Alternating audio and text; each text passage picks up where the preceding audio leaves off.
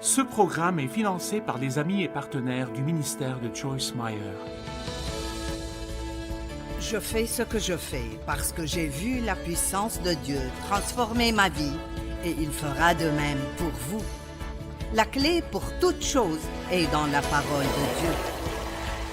Je suis Joyce Meyer et je crois que Dieu peut vous guérir là où vous avez mal. La Bible parle de porter les chaussures de la paix.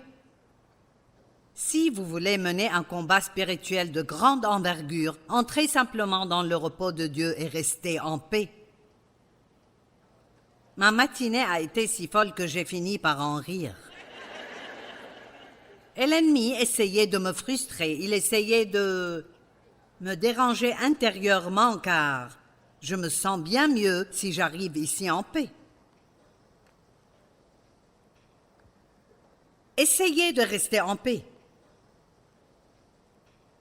Si vous attendez une place de parking et quelqu'un vient et la vole, que Dieu te bénisse. Ne les laissez pas gâcher votre journée. Êtes-vous d'accord? Bon, vous savez combien c'est difficile de rester en paix, ne serait-ce qu'un jour. Et donc, ce n'est pas parce que quelqu'un d'autre se comporte comme un imbécile que vous y avez droit. Parce que vous appartenez à votre Père céleste. Et il attend plus de vous. Maniez l'épée à deux tranchants, dit Éphésiens 6, et cette épée, c'est la parole de Dieu. Utilisez-la, utilisez la parole contre l'ennemi.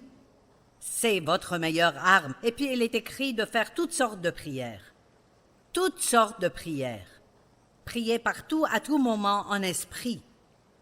Pour tout le monde. Priez. Recouvrez les gens de prière. J'adore cette idée. J'aime dire je couvre mes enfants de prière aujourd'hui. Je les couvre entièrement.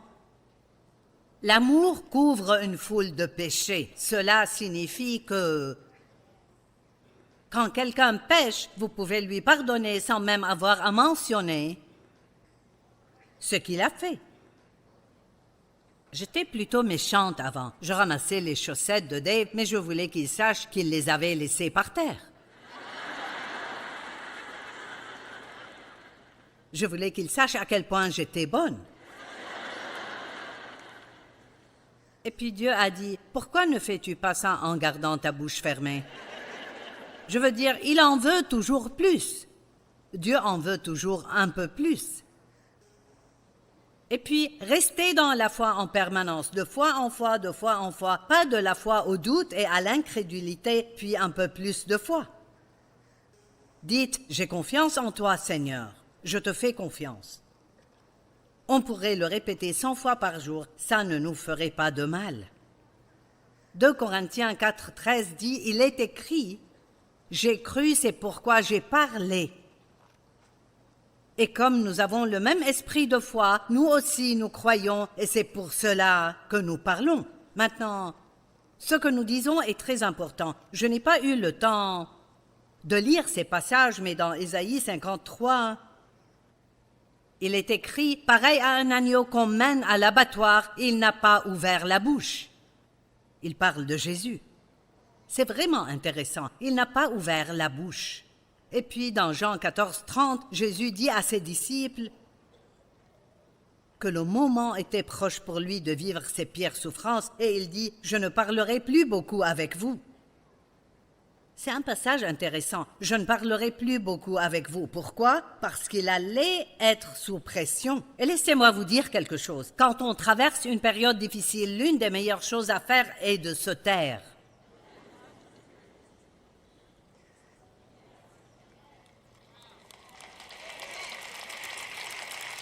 Vous savez pourquoi? Parce que sous pression, vous êtes plus susceptible de dire des choses stupides qui vont vous attirer des ennuis. Mais une fois que vous avez prononcé ces mots, oh, les mots sont bien plus importants que ce que l'on pense. Je ne voulais pas dire ça. Eh bien, tu l'as dit. Proverbe 18, verset 21. La langue a pouvoir de vie et de mort. Ceux qui aiment parler en goûteront les fruits, que ce soit de vie ou de mort. Maintenant, on entend des déclarations qui sont en fait, elles ont été inventées par quelqu'un, mais elles sont tirées de la Bible. Mais on entend ceci: tu vas avaler ces mots. Eh bien, cela vient directement de la Bible. Nous avalons nos paroles, alors dites ce que vous voulez dire. Ne répétez pas sans cesse dans votre tête. Parlez de ce que vous voulez. Amen. Allez, ne me faites pas trop travailler.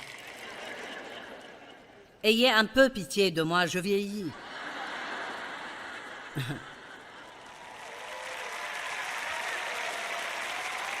Je travaille dur. Si je dois passer à la télé, il faut avoir un programme au moins un peu agréable à regarder.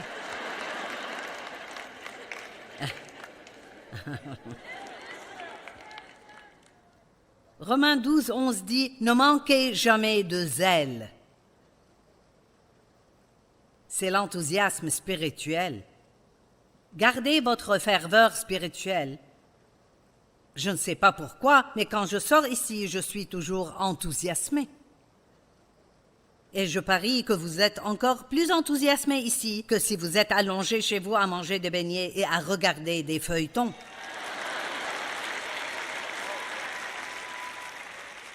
Alors, mettez-vous dans des situations qui vous réveilleront. Ne déjeunez pas avec quelqu'un qui ne fait que se plaindre et dire de mauvaises choses des autres. Fréquentez des gens qui ont ce que vous voulez.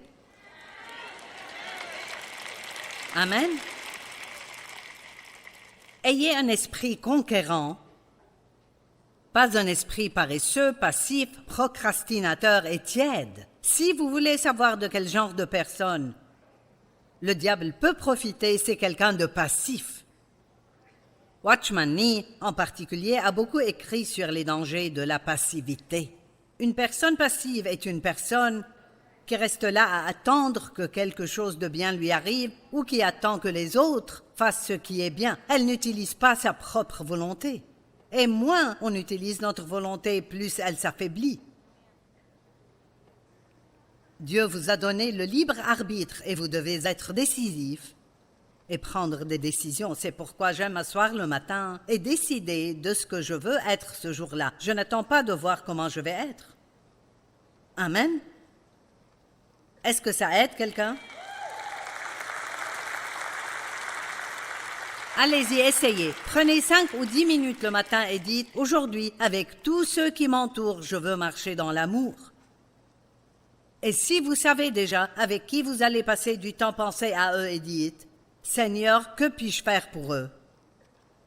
Et parfois, il suffit de les complimenter, de les encourager, de leur sourire, d'être amicaux.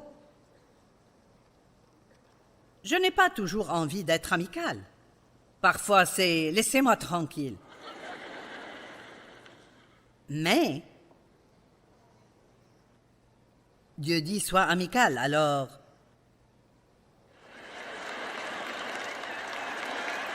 comment vas-tu aujourd'hui? Maintenant, David a prié dans le psaume 51 après avoir péché avec Bathsheba.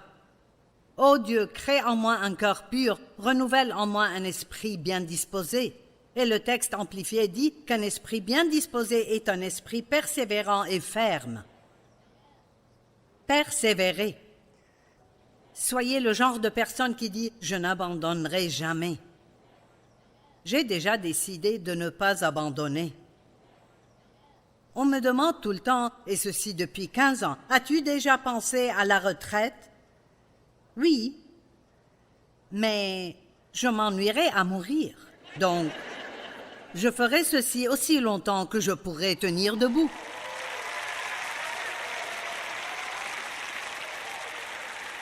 Je fais ça depuis longtemps. J'ai demandé à Dave ce matin, je me demande combien de conférences nous avons faites. J'ai dit, peut-être que je prendrai ma retraite. J'ai dit ça quand je suis fatiguée, mais je ne le ferai pas. Je ne sais pas quoi faire d'autre. Je veux dire, c'est ma vie. C'est ce que j'ai fait pendant 45 ans. C'est moi. Mais j'ai un esprit persévérant. Même quand j'ai eu ce problème avec mes jambes, je veux dire, c'est devenu ridicule parce que je suis rentrée chez moi après que les nerfs de ma jambe se soient suffisamment rétablis. Je suis rentrée, je suis tombée et je me suis cassé l'autre jambe. Oui, il faut être vraiment malin pour faire ça. Je me suis retrouvée de nouveau à l'hôpital. Encore 10 jours en rééducation. Seigneur, aide-moi à faire ça comme il faut. Et puis, essayez de visualiser ma situation. Quand ils m'ont renvoyé chez moi, je ne pouvais plus vraiment utiliser aucune jambe. Alors je devais sortir de ma chaise roulante sur une planche coulissante et me glisser sur le pot. Ils me mettaient cette planche sous les fesses et je me déplaçais. Je me glissais sur ma chaise roulante, puis je retournais à mon fauteuil inclinable et je revenais sur la chaise roulante. Tout le temps, je disais, j'ai vaincu, je suis plus que vainqueur. Je n'abandonne pas. Et vous savez quoi? Je savais dès le début que tout se passerait bien. Et me voilà. Maintenant, la Bible dit que nous sommes plus que vainqueurs. Que signifie être plus que vainqueur? Comment peut-on être plus que vainqueur? Voilà ce que je pense. Être plus que vainqueur signifie savoir que l'on a la victoire avant même d'avoir le problème. Donc ça veut dire qu'on n'a plus à craindre les ennuis. Vous n'avez plus à craindre les ennuis, car quoi qu'il arrive, vous avez déjà la victoire. Elle vous appartient. Il vous suffit de jouer le jeu à la manière de Dieu. Amen. Faites-le à sa manière. Restez gentil. Restez gentil et obéissez. Amen. Et je ne suis pas naturellement gentil, donc je dois le faire exprès. J'aime les gens, mais je n'ai pas une personnalité vraiment douce. Mais je pourrais l'être volontairement. Bon, maintenant, Jean 11, 39 à 44. Jésus avait un ami nommé Lazare qui était malade et il savait qu'il était malade. Mais il a volontairement attendu qu'il soit mort 4 jours avant d'aller l'aider. Quel genre d'amour est-ce là? C'est l'amour divin. Parfois, il veut tellement qu'on ait besoin d'un miracle qu'au moment où il se décide à aider, on sait que ce n'était personne d'autre. Amen. Quand il est arrivé, Marthe a dit, « Tu arrives trop tard. Il est mort depuis 4 jours, il pue déjà. » Donc, peu importe combien puante est votre situation, Dieu peut apporter une résurrection. Amen. Et c'est une histoire tellement intéressante. Jésus va au tombeau, il s'apprête à ressusciter un mort. Le tombeau est fermé avec une grosse pierre, c'est comme ça qu'il est fermé. Et il a dit aux gens, enlevez la pierre. Maintenant, j'y ai repensé il y a quelques années et je me suis demandé pourquoi quelqu'un qui s'apprête à ressusciter un mort aurait-il besoin qu'on déplace la pierre? C'est vraiment bien quand on comprend, parce qu'il veut que nous participions à son œuvre. Et je peux vous assurer que s'il n'avait pas enlevé la pierre, Lazare serait toujours là. Et certains d'entre vous ont peut-être des pierres à rouler dans leur vie.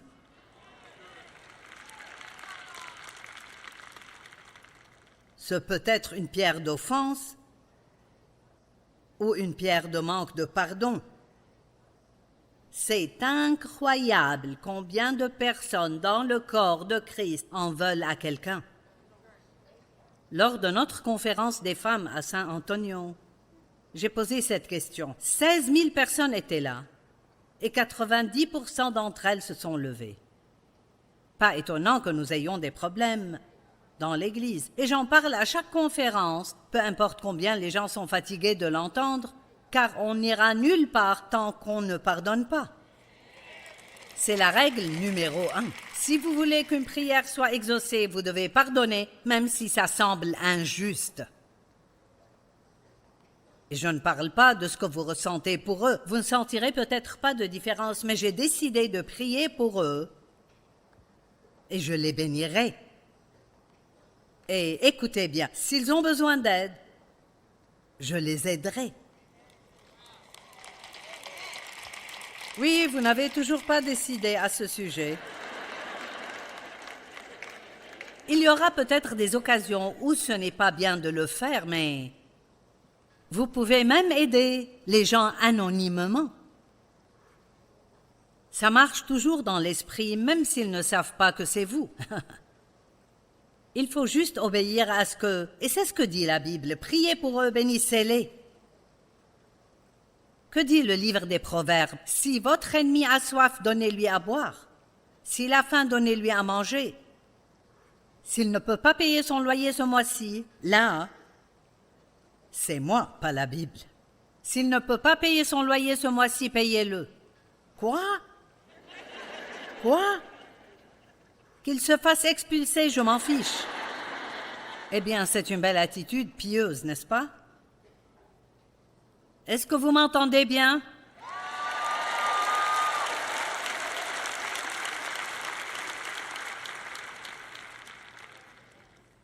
Ce genre de choses simples font partie des choses les plus importantes que j'ai apprises au fil des ans. Et j'ai appris ça à mes dépens. Je vous le télécharge. C'est comme quand vous achetez un nouveau programme pour votre ordinateur. C'est comme obtenir un logiciel gratuit. Je vous offre un téléchargement ce matin. Il ne vous reste plus qu'à le mettre en pratique. Amen. Roulez la pierre. Que Dieu apporte la résurrection. Êtes-vous d'accord? Mais d'abord, il faut rouler la pierre. C'est peut-être aussi simple que de s'excuser auprès de quelqu'un. Ne soyez pas un chrétien impoli. Agissez avec respect. Roulez la pierre. Marthe, la sœur du mort, lui dit « Seigneur, il y a déjà une odeur désagréable, car il y a 4 jours qu'il est là. » Jésus lui dit « Ne t'ai-je pas dit que si tu crois, tu verras la gloire de Dieu ?» Je veux écrire un livre sur la foi et je pense l'intituler « Crois seulement », si seulement on pouvait comprendre cela. Juste, comprenez cela. Rentrez chez vous avec ça dans votre tête. Tout ce que Dieu veut, c'est que je croie. Pas besoin de comprendre, même si ça semble illogique, même si je n'aime pas ça. Il veut juste que je croie. Que je croie qu'il est bon. Que je croie qu'il me tient. Que je crois que tout ira bien. Dieu veut juste que je croie. Combien d'entre vous comprennent à quel point on déraille à force d'essayer de comprendre?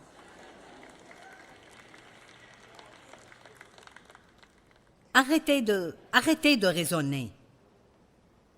Vous pouvez réfléchir à quelque chose jusqu'à ce que ça commence à vous embrouiller. Quand on commence à être embrouillé, on se dit « Bon, ça suffit. Si tu veux me l'expliquer, Dieu, c'est bon. Sinon, ça va. Il y a beaucoup de choses que je ne comprends pas, mais j'essaie juste de faire ce que Dieu me dit de faire. » Jésus leva alors les yeux et dit « Père, je te remercie de ce que tu m'as écouté. Pour ma part, je savais que tu m'écoutes toujours, mais j'ai parlé à cause de la foule afin qu'ils croient que c'est toi qui m'as envoyé. » Après avoir dit cela, il cria d'une voix forte « Lazare, sors !»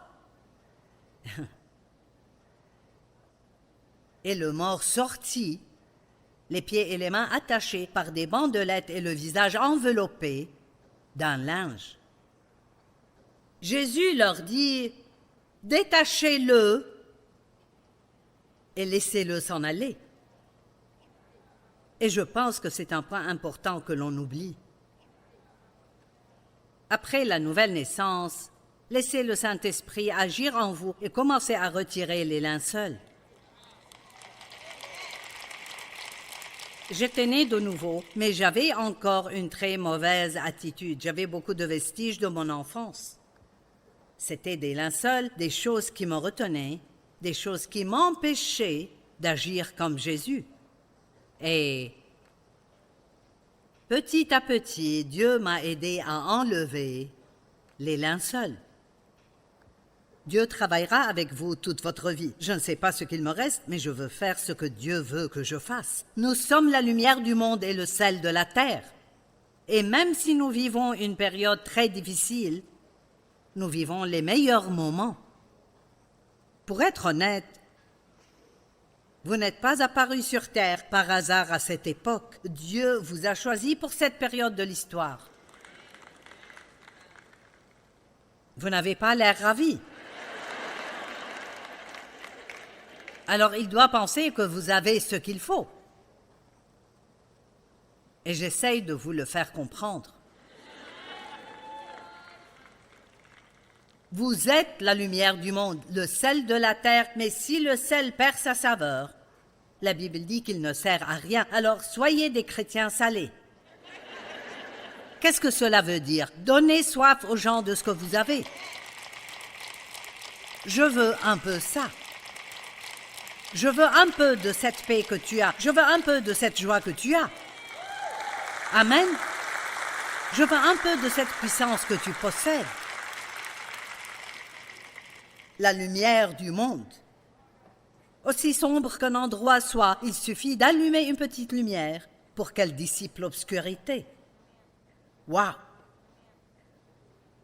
Le monde est sombre aujourd'hui, mais il suffit d'allumer les lumières.